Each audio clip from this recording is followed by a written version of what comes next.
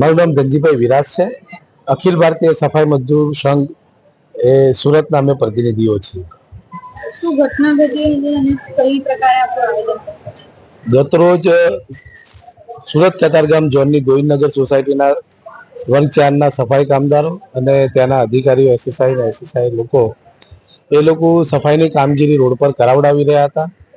ત્યારે એક નિલેશ ગાબાણી નામના ભાઈ આવ્યા અને કહે કે ભાઈ આ ખાડો તમે જે છે પહેલા એ પૂરો રોડ પરના અને પછી તમે સફાઈની કામગીરી કરો.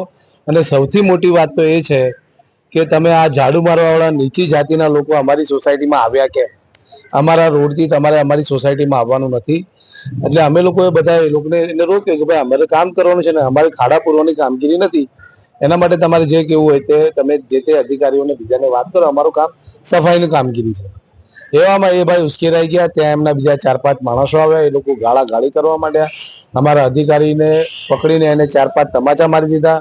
બહેનોને ગાળો આપવા માંડ્યા અને બહેનોની સાથે ખૂબ ખરાબ વર્તન એમણે કર્યું છે કે તમે નીચી જાતિના છો, અમારથી તો દૂર રહો. પહેલા તો અમે અભડાઈ છીએ.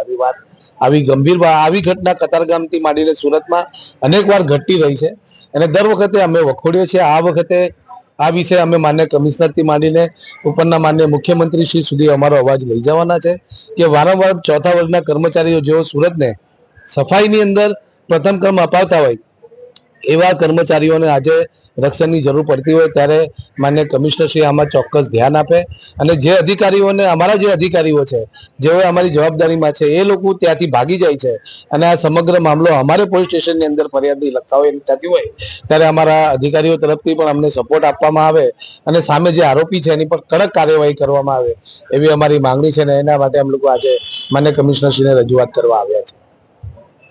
મારું નામ ધનજીભાઈ વિરાસ.